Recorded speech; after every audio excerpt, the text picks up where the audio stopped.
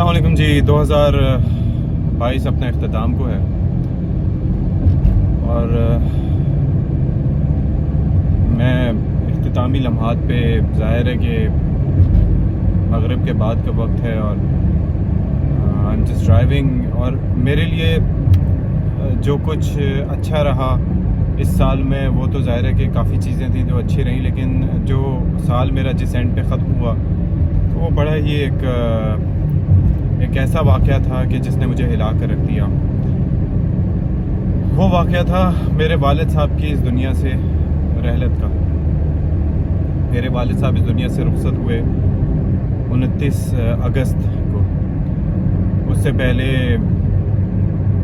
बकरीद के बाद 11-12 जुलाई से ही उनकी तबीयत नासाज होना शुरू हुई। 15 तक सिचुएशन ऐसी हो गई थी जुलाई में कि हम उन्हें हॉस्पिटल लेके गए। NICVD से उनका बाईपास हुआ था 1994 में और उसके बाद उन्हें हमने वहाँ पर रखा। हॉस्पिटल में अनथक मेहनत की डॉक्टर्स ने। इनिशियली डॉक्टर्स को ये लगा था कि शायद ये पल्मोनरी एडिमा का केस है, जिसकी वजह से उन्हें उनकी हार्ट बीट बहुत फास्ट थी और उनका कार्डियोवैस्कुलर सिस्टम पे उस पर असर हो रहा है। मेरे अब्बा डायबिटिक भी थे, उनका 1994 में बाईपास हुआ था NICVD से ही, और फिर साथ ही साथ उनको इंजेक्शन फ्रिक्शन के भी इश्यूज़ थे, यानी कि उनका हार्ट 35% पे काम कर रहा था। तो कराची शिफ्ट करने का मकसद ये था कि ताकि मैं एक लौता बच्चा होने के नाते, एक ही औलाद होने के नाते उनका ख्याल रख सकूं, उनके साथ ज़्यादा से ज़्यादा वक्त गुजार सकूं। अब यकीन कीजिए कि उस दौरान हॉस्पिटल में तकरीबन 8 से 10 दिन रहे।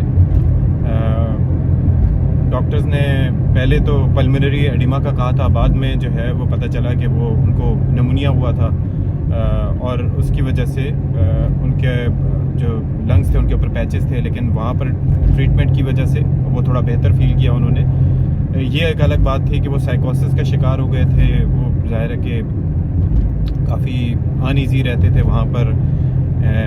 जो CCU था वहाँ पर भी और स्पेशल केयर यूनिट में भी। तो डॉक्टर्स ने हमें तजवीज़ यही किया कि उनको घर ले जाएं। घर पे भी सारे अरेंजमेंट्स किए,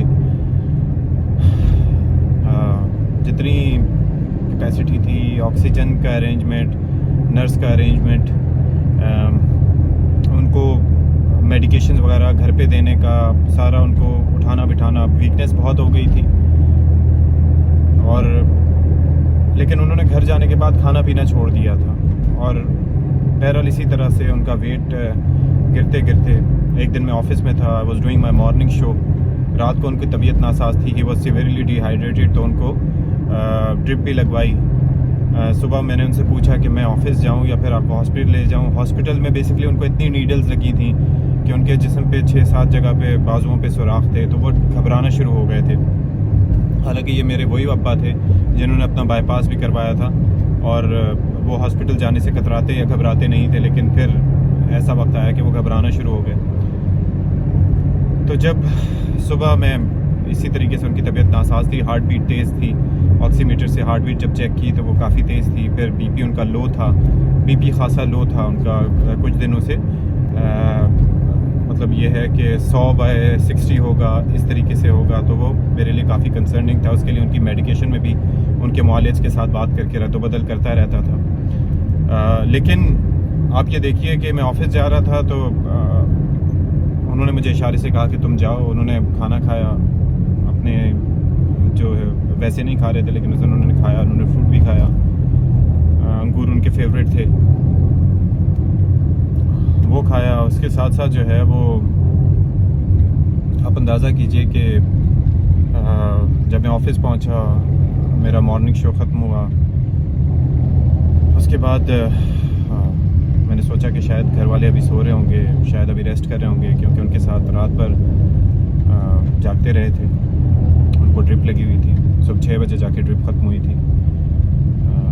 लेकिन मुझे फ़ोन आता है, फ़ोन साइलेंट पे था, तो मेरी को होस्ट के पास फ़ोन आता है कि जी अशफाक को कहें कि घर पहुँचे।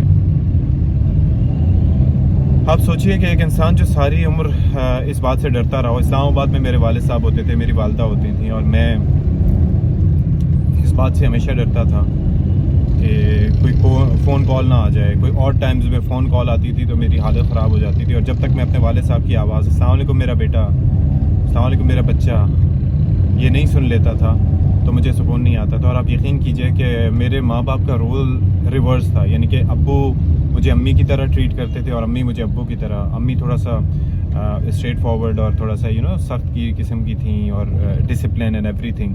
ابو جو ہیں وہ مجھے اسپوائل کرتے تھے, میرا ساتھ دیتے تھے ہر چیز میں, مجھے سپورٹ کرتے تھے, پیار کرتے تھے, گلے لگاتے تھے. ان کے اندر یہ چیز تھی, اور امی کے اندر یہ تھوڑا سا رکھ رکھاؤ کے ساتھ وہ چلتی تھی. تو پھر جب میں گھر پہنچا تو آئی کوڈ ٹیل کہ he was not there, but we talk ہم ٹو دا ہاسپٹل. میری زندگی کے مشکل ترین لمحات تھے, ابو جا چکے تھے, اور شاید اللہ تعالیٰ نے مجھے اس چیز سے محفوظ رکھنا تھا کہ میں اللہ کو یہ تھا کہ میں شاید وہ منظر نہیں دیکھ پاؤں گا ان کی جان نکلنے کا. تو جب میں گیا تھا تو آلریڈی وہ جا چکے تھے. امی ان کے ساتھ تھی لیکن امی کو بھی نہیں پتہ چلا, اتنی پیسفلی ان کی جان نکلی. وہ بہت اچھے انسان تھے, بہت نیک انسان تھے, نیکی کا درس دیتے تھے, نماز پڑھنے کا درس دیتے تھے, نیک کام کرنے کا درس دیتے تھے, اور ان کی زندگی اس چیز سے عبارت تھی.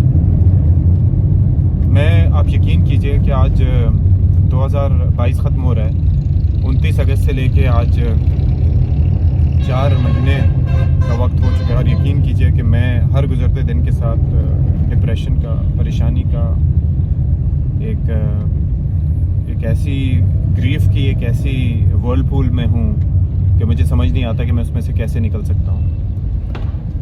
میں سانس لیتا ہوں تو مجھے سفوکیشن ہوتی ہے. میں ان کی تصویریں نہیں دیکھتا, میں ان کی ویڈیوز نہیں دیکھتا. میرا ایک فون تھا, آئی فون, وہ اس کے اندر ان کی کافی تصویریں تھیں, ڈیٹا تھا, لیکن وہ ابو کی تدفین کے مراحل کے دوران وہ گرا. آپ سوچیں کہ ایک اکلوتی اولاد ہونا کتنا بڑا چیلنج ہوتا ہے کہ آپ اپنے باپ کو اپنے ہاتھ سے نہلائیں. میں سوچا کرتا تھا کہ اگر ایسا کبھی ہوگا, مجھے کبھی اس طریقے سے میرے ابو کو کچھ ہوا تو میں کہیں چھپ جاؤں گا, بیکاز میں یہ ساری چیزیں نہیں دیکھ سکوں گا, میں یہ نہیں کر سکوں گا. لیکن آپ سوچیں کہ میں نے اپنے والد صاحب کو اپنے ہاتھ سے نہلایا, ان کو اپنے ہاتھ سے میں نے قبر میں اتارا. اور ظاہر ہے کہ ہر شخص, ہر ذی شعور کو, ہر ذی انسان کو, ہر ذی روح کو موت کا ذائقہ چکھنا ہے, لیکن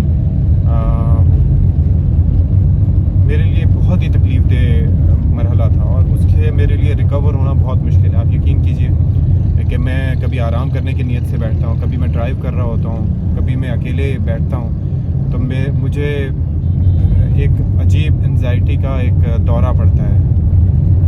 اور کوئی بھی چھوٹی سے چھوٹی بات ہوتی ہے, میں ابو کو جا کے کہتا تھا, گھر میں داخل ہوتا تھا, ان سے کہتا تھا کہ ابو یہ ہے تو آپ دعا کیجئے, ابو پلیز دعا کیجئے, اور وہ دعا کرتے تھے ہمیشہ. اور میں نے اپنی زندگی میں جتنی بھی کامرانیاں اور کامیابیاں سمیٹی ہیں اگر, تو اس کے اندر میرا ٹیلنٹ کا عمل دخل جو بھی ہو, لیکن میرے والد صاحب کی دعائیں, والدین کی دعائیں میرے ساتھ لازمی طور پر ہوتی تھی. میں اسلام آباد سے رخصت ہوتا تھا تو دعاؤں کے ساتھ رخصت کرتے تھے, یہاں گھر سے نکلتا تھا تو دعاؤں کے ساتھ رخصت کرتے تھے. ان کی زندگی, ان کی نماز اللہ تعالیٰ کی خوشنودی کے علاوہ میرے لیے دعاؤں سے بھری رہتی تھی. میرے ایک ایسی شخصیت کا مجھ سے روٹ جانا, میری زندگی کا حصہ نہ رہنا. وہ ہر سال کے آخر میں کہا کرتے تھے کہ اشفاق, اب آئندہ سال آپ لوگوں سے ملاقات ہوگی, اور وہ آئندہ سال رات کے 12 بجے تک ہوتا تھا. تو آپ سوچئے کہ ایک ایسی شخصیت کا چلے جانا. اور میں ایک عرصہ ان سے دور رہا. وہ اسلام آباد میں ہوتے تھے, میں نوکری کی وجہ سے کراچی میں ہوتا تھا, آنا جانا میرا لگا رہتا تھا, لیکن وہ کنٹینیوٹی نہیں تھی. گزشتہ 2 سال سے وہ یہاں پر تھے تقریباً, لیکن پھر بھی جو ان سے مجھے محبت ہے, جو ان سے مجھے عقیدت تھی, جو ان سے میرا ساتھ تھا, جو تڑپ ہے ان کے لیے, اس سے اندازہ نہیں ہوتا. میں اکثر سوچتا ہوں کہ ابو وہاں پر بھی تو رہتے تھے. اپنے دل کو مختلف طرح سے میں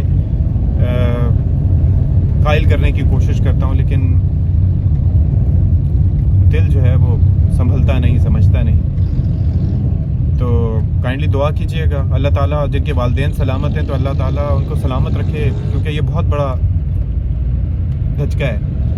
یعنی کہ جس نے آپ کو انگلی پکڑ کے چلنا سکھایا ہو اس کو آپ اپنے ہاتھ سے جا کے قبرستان میں اتار کر آ جائیں، اپنے ہاتھ سے دفن کر دیں، اپنے ہاتھ سے ایک انجان جگہ پر چھوڑ آئیں، تو یہ زندگی کی ریالٹی ہے. اور بس ایک چیز سکون دیتی ہے، پہلے بہت بے سکونی ہوتی تھی، اب بھی ہوتی ہے، کبھی کبھار برداشت نہیں ہوتا، تمام جو الفاظ جو کہ اصولاً تو سمجھ میں آنے چاہیے لیکن نہیں آتے، تو ایک چیز جو ہے وہ مجھے سکون دیتی ہے کہ وہ یہ ہے کہ انہوں نے اپنی زندگی بڑی اچھی گزاری، بڑی بھرپور گزاری. دوسرا یہ ہے کہ موت کا ایک دن متعین ہے، جو مرضی آپ کر لیں اس دن کو آگے پیچھے نہیں کر سکتے، جو رات قبر میں ہے وہ رات باہر نہیں.